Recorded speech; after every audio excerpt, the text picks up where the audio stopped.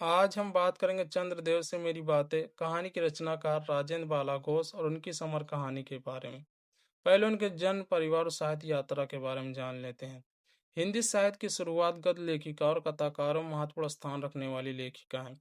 दोस्तों, इस वाक्य का मतलब है कि जब हिंदी में गद्य यानी कहानी, निबंध और उपन्यास जैसी विधाओं की शुरुआत हो रही थी, उस समय बहुत कम महिलाएं लिखती थी। उन्हीं शुरुआती महिला लेखिकाओं में बंग महिला का नाम सबसे महत्वपूर्ण माना जाता है। ध्यान रखिए, बंग महिला इनका असली नाम नहीं था। इनका वास्तविक नाम था राजेंद्र बाला घोष और बचपन का नाम था चारू बाला और रानी।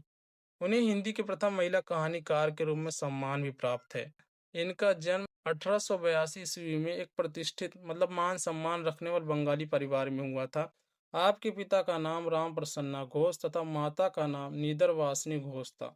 आपके पूर्वज बंगाल से आकर वाराणसी में बस गए थे। आपकी जो शुरुआती शिक्षा थी आपके माता जी से प्राप्त हुई थी, जहां आपने बांग्ला, हिंदी, संस्कृत, अंग्रेजी भाषा सीखी। आपका विवाह पूर्णचंद्र देव के साथ हुआ था। मूल रूप से लेखिका बंगाली भाषी होने के बावजूद भी इनका हिंदी साहित्य के प्रति अधिक प्रेम और लगाव था। ये बांग्ला में प्रवासिनी और हिंदी में बंग महिला नाम से लिखती थी। 1904 से 1917 तक आपकी जितनी भी रचनाएं थी और अलग अलग फेमस पत्रिकाओं में प्रकाशित होती रही थी। इसी बीच अचानक आपके दोनों बच्चों की मृत्यु हो गई। 1916 में पति के देहांत से वो पूरी तरह टूट गई थी। इन्हीं सदमों के कारण आपकी बोली मौन हो गई थी और आपने लिखना बंद कर दिया था। 24 फरवरी 1949 को मिर्जापुर में आपका देहांत हो गया। आपकी प्रमुख रचनाएं चंद्रदेव से मेरी बातें 1904 में प्रकाशित हुई थी। कुंभ में छोटी बहू 1906 में, दुलाई वाली 1907 में, भाई बहन 1908 में, दलिया 1909 में जो कि रविन्द्रनाथ टैगोर की कहानी का अनुवाद है, और हृदय परीक्षा 1915 में प्रकाशित हुआ था। आचार्य रामचंद्र शुक्ल के संपादन में, जो कि नागरिक प्रचार सभा जो काशी में थी, इनकी रचनाओं का जो संग्रह था कुसुम संग्रह नाम से प्रकाशित हुआ था 1911 में। अब कथा सार को आसान भाषा में समझते हैं।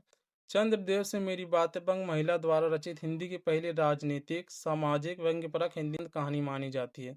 इस रचना में लेखिका चंद्रदेव चांद से काल्पनिक मतलब जो कि है नहीं असल में, उसको इमेजिन करके बातचीत के माध्यम से तत्कालीन ब्रिटिश शासन और भारत की दुर्दशा पर तीखा व्यंग्य करती हैं। वे चंद्रदेव से पूछती हैं कि क्या इतने सदियों से काम करने के बावजूद आपके विभाग में ट्रांसफर या पेंशन की कोई नियम नहीं है। वे मजाक में सलाह देती हैं कि यदि वे ब्रिटिश वायसराय लॉर्ड कर्जन को आवेदन भेजें, यदि पत्र लिखकर भेजें, जो कि उस समय लॉर्ड कर्जन का शासन था, तो शायद उनकी सुनवाई हो जाए, क्योंकि कर्जन को कमीशन और मिशन दोनों बहुत प्रिय हैं। लेखिका चंद्रदेव को अमावस की छुट्टी में भारत, खासकर कलकत्ता घूमने का न्योता देती हैं और बताती कि यहाँ के कारखानों, बिजली और गंगा के बांधों को देखकर तो स्वर्ग के देवता भी चकित रह जाएंगे, जो इंद्र जी हैं।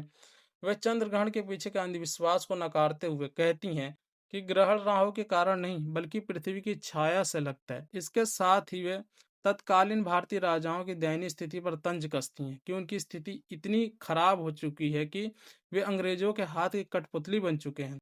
अंत में वो चंद्रदेव को अपने साथ धनवंतरी और चित्रगुप्त को लाने की सलाह देती हैं, ताकि वो भारत से आधुनिक चिकित्सा का मतलब होता है कि जो आज के दौर का ट्रीटमेंट करने का तरीका है वो समझ ले और न्याय प्रणाली, देश में इंसाफ दिलाने वाली न्याय व्यवस्था को भी सीख ले। यह कहानी अत्यंत सरल यानी इतना इजी है एवं व्यंग्यात्मक शैली में भारत की पराधीनता और औपनिवेशिक शोषण को उजागर करती है। अब देख लेते हैं पराधीनता शब्द का मतलब क्या होता है। पराधीनता शब्द का मतलब होता है दूसरे का अधीन होना या गुलामी करना। जब किसी देश या व्यक्ति की अपनी आज़ादी छिन जाती है और उसकी ज़िंदगी या देश के फैसले कोई दूसरा करने लगता है, तो उसे पराधीनता कहते हैं, जैसे अंग्रेजों ने भारत के साथ किया था। अब औपनिवेशिक शोषण का भी मतलब समझ लेते हैं। बाहरी हुकूमत द्वारा किसी देश के साधनों और धन को अपने फायदे के लिए लूटना है। जब कोई शक्तिशाली देश किसी दूसरे देश पर कब्जा करके वहाँ के व्यापार, खेती, खनिजों और लोगों की मेहनत का इस्तेमाल केवल अपने देश को अमीर बनाने के लिए करता है और स्थानीय लोगों को गरीब व लाचार बना देता है, तो उसे औपनिवेशिक शोषण कहते हैं, जैसे ब्रिटेन ने भारत के साथ किया था, यानी हमारे देशवासियों के साथ किया था। अब कहानी को पढ़ते हैं। कहानी का शीर्षक है चंद्रदेव से मेरी बातें। भगवान चंद्रदेव, आपके कमलवत कोमल चरणों में इस दासी का अनेक बार प्रणाम। आज मैं आपसे दो चार बातें करने की इच्छा रखती हूँ। क्या मेरे प्रश्नों का उत्तर आप प्रदान करेंगे? कीजिए, बड़ी कृपया होगी। देखो, सुनी अनसुनी सी बात मत कर जाना। अपने बड़प्पन की ओर ध्यान देना। अच्छा, कहती हूँ सुनो। मैं सुनती हूँ आप इस आकाश मंडल में चिरकाल से वास करते हैं, मतलब जब से दुनिया बनी है तब से आप वास कर रहे हैं, मतलब भ्रमण कर रहे हैं। यदि सत्य है तो मैं अनुमान करती हूँ इस रचना के साथ ही साथ अवश्य आपकी भी रचना हुई होगी। तब तो आप ढेर दिन के पुराने बूढ़े कहे जा सकते हैं। आप इतने पुराने हैं तो सही, पर हमेशा से एक ही काम को एक ही स्थान पर करते आ रहे हैं। यह क्यों? क्या आपके डिपार्टमेंट में ट्रांसफर होने का नियम नहीं है? क्या आपकी गवर्नमेंट पेंशन भी नहीं देती है? बड़ी खेद की बात है। यदि आप हमारी न्यायशिला गवर्नमेंट के किसी विभाग में सर्विस कर रहे होते, तो अब तक आपकी बहुत कुछ पदोन्नति हो गई होती। और ऐसी पोस्ट पर रहकर भारत के कितने सुरमय नगर, पर्वत, जंगल और झाड़ियों में भ्रमण करते हैं। अंत में इस वृद्धावस्था में पेंशन प्राप्त करके काशी से पुनीत और शांति धाम बैठकर हरि नाम स्मरण करके अपना परलोक बनाते हैं। यह बड़ी भूल हो गई। भगवान चंद्रदेव क्षमा कीजिए, क्षमा कीजिए। आप तो अमर हैं, आपको मृत्यु कहाँ? तब परलोक बनाना कैसा? ओहो, देवता भी अपनी जाति कैसे पक्षपाती होते हैं। देखो ना, चंद्रदेव को अमृत देकर उन्होंने अमर कर दिया। तब यदि मनुष्य को हमारे अंग्रेज अपने जाति वालों को पक्षपात करे तो आश्चर्य ही क्या है। अच्छा, यदि आपको अंग्रेज जाति की सेवा करना स्वीकार हो तो एक एप्लीकेशन हमारे आधुनिक भारत प्रभु लॉर्ड कर्जन के पास भेज देवें। आशा है कि आपको वो आदर पूर्वक अवश्य आह्वान करेंगे, क्योंकि आप अदम भारतवासियों के भांति कृषांग तो है ही नहीं जो आपको अच्छी नौकरी देने में उनकी गौरांग जाति कुपित हो उठेगी। और फिर आप तो एक सुयोग्य, कार्यदक्ष, परिश्रमी, बहुदर्शी, कार्यकुशल और सरल स्वभाव महात्मा हैं। मैं विश्वास करती हूँ कि जब लॉर्ड कर्जन हमारे भारत के अस्थायी भाग विधाता बनकर आएंगे, तब आपको किसी कमीशन के मेंबर तो नहीं, तो किसी मिशन में भर्ती करके वे अवश्य भेज देंगे, क्योंकि उनको कमीशन और मिशन दोनों ही अत्यंत प्रिय हैं। आपके चंद्रलोक में जो रीति और नीति सृष्टि के आदि काल में प्रचलित थे, वही सब अब भी। पर यहाँ तो इतना परिवर्तन हो गया है कि भूत और वर्तमान में आकाश पाताल का सा अंतर हो गया है। मैं अनुमान करती हूँ कि आपके नेत्रों की ज्योति भी कुछ अवश्य मंद पड़ गई होगी, क्योंकि आधुनिक भारत संतान लड़कपन से ही चश्मा धारण करने लगी। इसी कारण हमारे दीन हीन चीड़ प्रभा भारत को उतनी दूर से भलीभांति न देख सकते हो। अतएव आपसे सादर कहती हूँ कि एक बार कृपया करके भारत को देख तो जाइए। यदि इस बात को जानती हूँ कि आपको इतना अवकाश कहाँ, पर 8वें दिन नहीं तो 1 महीने में एक दिन अर्थात अमावस्या को तो आपको हॉलीडे छुट्टी अवश्य होती। यदि आप चाहे तो भारत भ्रमण कर जा सकते हैं। इस भ्रमण में आपको कितने ही नूतन दृश्य देखने को मिलेंगे, जिसे सहसा देखकर आपकी बुद्धि जरूर चकरा जाए। यदि आपसे सारे हिंदुस्तान का भ्रमण शीघ्रता के कारण न हो सके, तो केवल राजधानी कलकत्ता को देख लेना तो अवश्य उचित। वहाँ के कल कारखानों को देखकर आपको यह अवश्य कहना पड़ेगा कि यहाँ के कारीगर तो विश्वकर्मा के भी लड़क दादा निकले। यही क्यों आपकी प्रिय संयोगिनी दामिनी, जो मेघों पर आरोहण करके आनंद से अटकेलियां की करती है, वह बेचारी भी यहाँ मनुष्य के हाथों का खिलौना हो रही है। भगवान ईसानाथ, जिस समय आप अपनी निर्मल चंद्रिका को बटोर मेघमाला अथवा पर्वतों की ओर से सिंधु की गोद में जा सकते हैं, उस समय यही नीरद वासिनी विश्व मोहिनी सौदामिनी अपनी उज्ज्वल मूर्ति से आलोक प्रदान कर रात को दिन बना देती। आपके देवलोक में जितने देवता हैं उनके वाहन भी उतने हैं, किसी का गज, किसी का हंस, किसी का बैल, किसी का चूहा इत्यादि। पर यहाँ तो सारा बोझ आपकी चपला और अग्निदेव के माथे मड़ गया है। क्या ब्राह्मण, क्या क्षत्रिय, क्या वैश्य, क्या शूद्र, क्या चंडाल, सभी के रथों का वाहन वही हो रही है।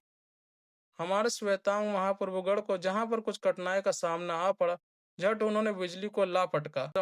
बस कठिन से कठिन कार्य सहज में संपादन कर लेते, और हमारे यहाँ के वो शिक्षा प्राप्त युवक काठ के पुतलों की भांति मुंह ताकते रह जाते हैं।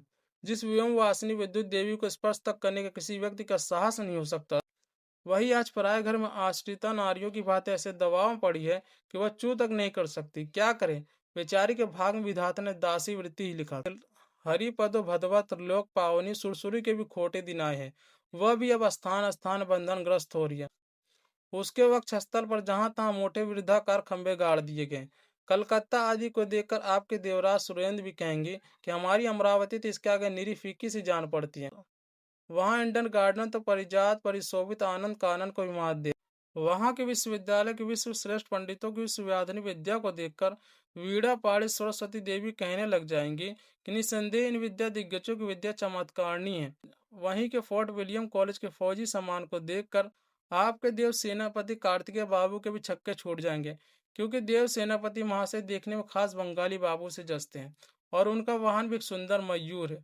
बस इससे उनके वीरतत्व का भी परिचय खूब मिलता है। वहाँ के मिंट यानी टकसाल को देखकर सिंधु तनिया, आपके प्रिय सहोदरा कमला देवी तथा कुबेर भी अचकचा जाएंगे। भगवान चंद्रदेव इन्हीं सब विस्मयोत्पादक अपूर्व दृश्यों का अवलोकन करने के हेतु आपको सादर निमंत्रित तथा सविनय आहूत करती हूँ। संभव है कि यहाँ आने से आपको अनेक लाभ भी हों। आप जो अनादिकाल से निज उज्ज्वल वपु में कलंक की कालिमा लेपन करके कलंकी, संसाक, ससधर, ससलंछन आदि उपाधि मालाओं से भूषित हो रहे हैं। सिंधु तने होने पर भी जिस कालिमा को आप आज तक नहीं धो सके, वही अजन्म कलंक शायद यहाँ के विज्ञानविद पंडितों की चेष्टा से छूट जाए।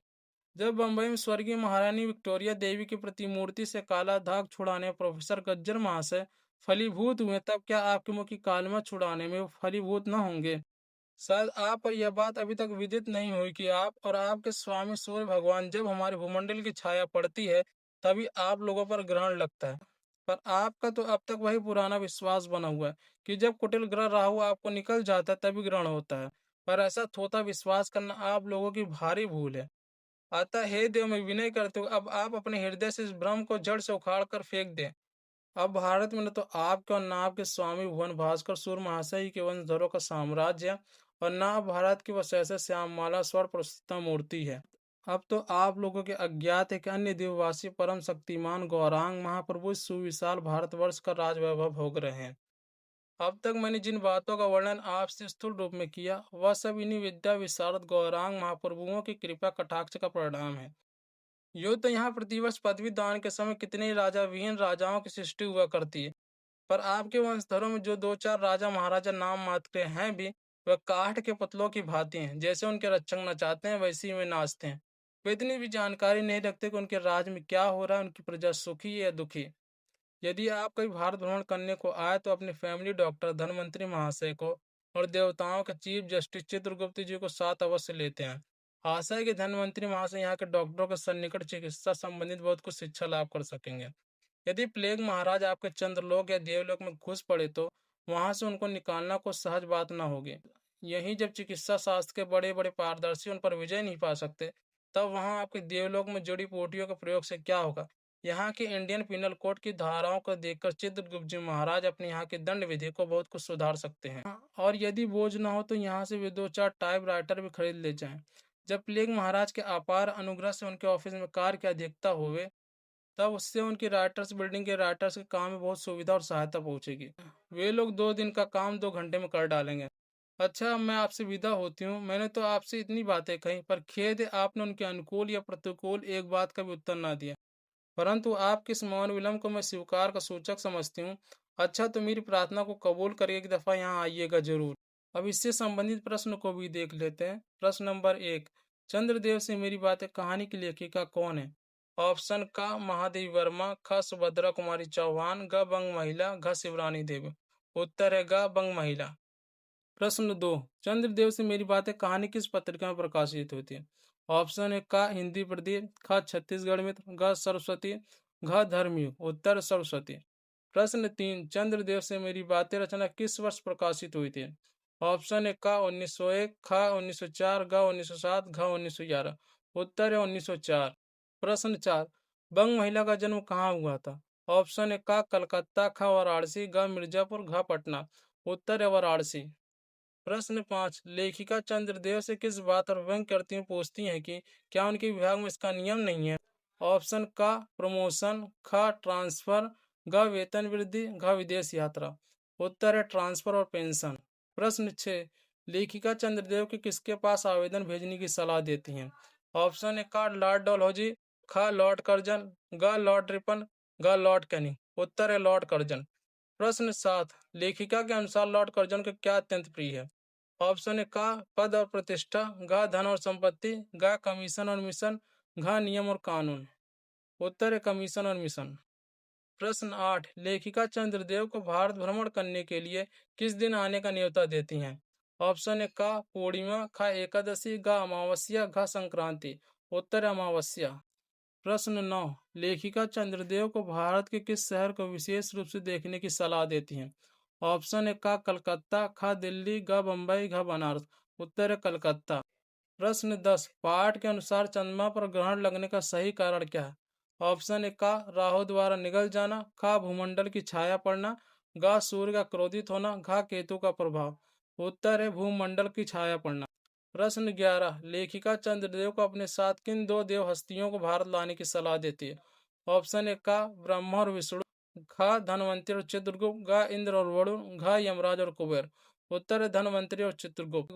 प्रश्न 12, रविन्द्रनाथ टैगोर की कहानी का अनुवाद वंग महिला ने किस नाम से किया था? ऑप्शन ए का दुलाई वाली, ख भाई बहन, घ दलिया, घ हृदय परीक्षा। उत्तर है दलिया। प्रश्न 13, कुसुम संग्रह का संपादन किसने किया था? ऑप्शन ए का पूर्णचंद्र देव, ख रविन्द्रनाथ टैगोर, घ राम प्रसन्न घोष, घ आचार्य रामचंद्र शुक्ल। उत्तर है आचार्य रामचंद्र शुक्ल। प्रश्न 14, पाठ में किस भयंकर बीमारी का उल्लेख हुआ है जिससे बचाव के लिए आधुनिक चिकित्सा सीखने की सलाह दी गई है? ऑप्शन का कॉलरा, ख मलेरिया, घ प्लेग, घ चेचक। उत्तर है प्लेग। प्रश्न 15, चंद्रदेव से मेरी बातें हिंदी साहित्य की पहली कहानी थी जिसने अपने समय की राजनीति और अर्थनीति को केंद्रीय कथ्य बनाए। यह किसका कथन है? ऑप्शन ए का देवी शंकर अवस्थी, ख मधुरेश, घ नामवर सिंह, घ भावदेव पांडे। उत्तर है भावदेव पांडे। प्रश्न 16, चंद्रदेव ने लेखिका के कितने सवालों का उत्तर दिया? ऑप्शन ए का सिर्फ एक का, ख पांच का, घ एक का भी नहीं, घ सभी के। उत्तर एक का भी नहीं। प्रश्न 17, चंद्रदेव से मेरी बातें कहानी के अनुसार चंद्रदेव को कौन सी उपाधि नहीं मिली? ऑप्शन ए का शशांक, ख ससलांछन, घ शशधर, घ मृगांक। उत्तर है मृगांक। प्रश्न 18, चंद्रदेव से मेरी बातें कहानी में निम्न पर व्यंग किया गया है। ऑप्शन 1, अंग्रेजों की पक्षपाती नीति पर। 2, प्लेग पर विजय प्राप्त न कर पाने वाली चिकित्सा व्यवस्था। 3, कृष्ण पक्ष के चंद्रमा पर। 4, लॉर्ड कर्जन की नीतियों पर। 5, यातायात के साधनों की उपलब्धता पर। उत्तर केवल 1, 2 और 4।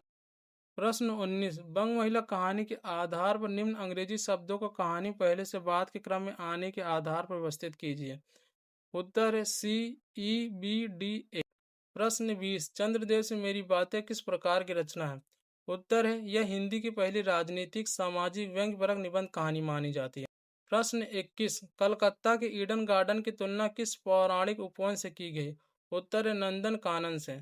प्रश्न 22, लेखिका ने राजा महाराजाओं की तुलना किससे की है?